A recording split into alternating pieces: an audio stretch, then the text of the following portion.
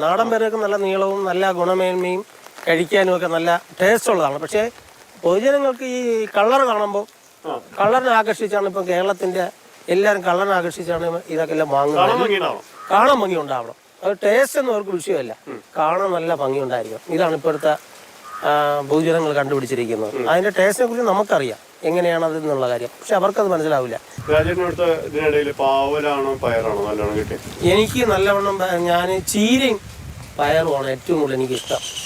പാവല് സമയത്ത് പറഞ്ഞാൽ ഭയങ്കരമായ ഈ പ്രാണികളുടെ ആക്രമണം ഉണ്ടാകും.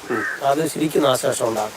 ഇവര് പറയുന്ന കെണികൾ വെച്ച് കഴിഞ്ഞാൽ ആ കെണിയുടെ സ്മെല്ല് അനുസരിച്ച് ഈ ദേശ ചുറ്റുപാടുള്ള പ്രാണികൾ അത്രയും അവിടെ വരും. അപ്പൊ ഈ കെണിയിൽ ഒതുങ്ങാതെ തന്നെ ഇവര് തന്നെ ഈ ധാന്യങ്ങളെല്ലാം നശിപ്പിച്ചിട്ട് അവരങ്ങ് പോകും. ഒറ്റയ്ക്ക് കൃഷി നടത്തുകൊണ്ട് അങ്ങനെ ചില കുഴപ്പങ്ങളുണ്ട്. അങ്ങനെയുണ്ട്. അത് എല്ലാവരും സാധാരണ കുറച്ചുകൂടെ ഒക്കെ കൃഷിക്ക് ആൾക്കാർ ഇറങ്ങിയാൽ വിവിധ ഇടങ്ങളിലായിട്ട് നശിപ്പിക്കാൻ കഴിയും. ഇത് നമ്മൾ ഇത്രയും സ്ഥലങ്ങളിൽ ഞാൻ മാത്രം ചെയ്യുമ്പോൾ ഈ അതിന്റെ മണം ഏതറ്റം വരെ പോകുന്നുണ്ടോ അവിടെ നിന്നൊക്കെ ഈ പ്രാണികൾ വരും, ആകർഷിച്ച് വരും. അതിനെ ആകർഷിക്കും പോലെയാണ് അതിന്റെ സ്മെല്ല് വരുന്നത്. അങ്ങനെയാണ് ഇതിന് നമുക്ക് വരുമ്പോൾ ഈ കെണി പെടാതെ ബാക്കി നാലുറ്റും വളർന്ന് ഇരിക്കുന്ന ധാന്യങ്ങൾ മുഴുവനും പാവലിന്റെ കൊച്ച് അത് വിരിഞ്ഞ് വരുമ്പോൾ തന്നെ അതിനകത്ത് മുട്ട ലാർവായിട്ട് വെച്ചിട്ട് പിന്നെ അതൊന്നും നമുക്ക് രക്ഷപ്പെടില്ല. പയറും പാവലും ഇക്കൊല്ലാം നഷ്ടമില്ലാണ്ട് പോകുന്നു. നഷ്ടമില്ലാതെ പോകുന്നുണ്ട്.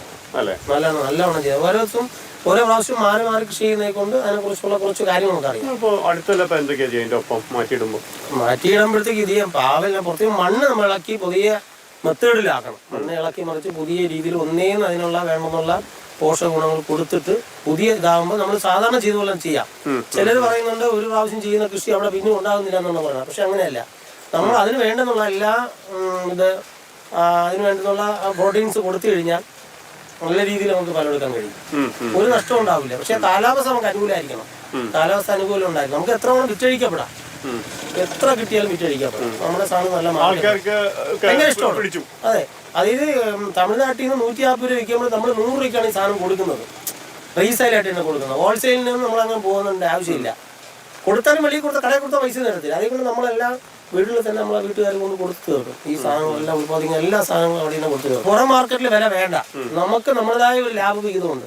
അത് മാത്രമേ നമ്മൾ ആകർഷിക്കുന്നുള്ളൂ. അപ്പം മറ്റുള്ളവർക്ക് ഒരു ഇഷ്ടമാണ്. മറ്റുള്ളവർ വാങ്ങുന്നതിനേക്കാൾ നല്ല രീതിയിൽ അവർക്ക് ആ സാധനം കിട്ടുന്നുണ്ട്. അതേ കൊണ്ട് അവർ നമ്മളെ തന്നെ ആശ്രയം നമ്മളെ ഫോണിൽ വിളിക്കും, നമ്മൾ അവിടെ കൊണ്ടെത്തിക്കുകയൊക്കെ ചെയ്യും. പന്തൽ കൃഷിയിൽ മറ്റ് ഇതൊന്നും നോക്കില്ലേ? പടവലൊക്കെ എന്ന് പറഞ്ഞാൽ നമ്മുടെ ഇപ്പം ഗവൺമെന്റ് നിലവാരത്തിൽ ഗവൺമെന്റ് നമ്മളെ സാധനം സ്വീകരിക്കുന്നില്ല.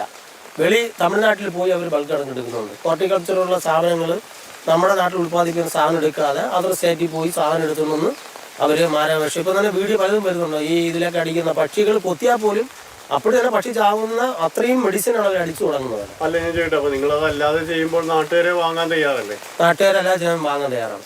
ആര് വാങ്ങി നമ്മൾ സാധനം അത് കാണുന്നുണ്ടല്ലോ. അപ്പൊ അടുത്ത ഓണം ഇതിനനുസരിച്ച് ഓണത്തിന് ഇപ്പൊ ഈ കാലാവസ്ഥ നല്ല കാലാവസ്ഥ വന്നിരുന്നു. എല്ലാവരും പ്രതീക്ഷയോടെ ഇരിക്കുന്നുണ്ട്. അനുകൂലമായിരിക്കും എന്നാണ് എല്ലാവരും ആഗ്രഹം. എങ്കിൽ നല്ല വിളവുണ്ടാവും.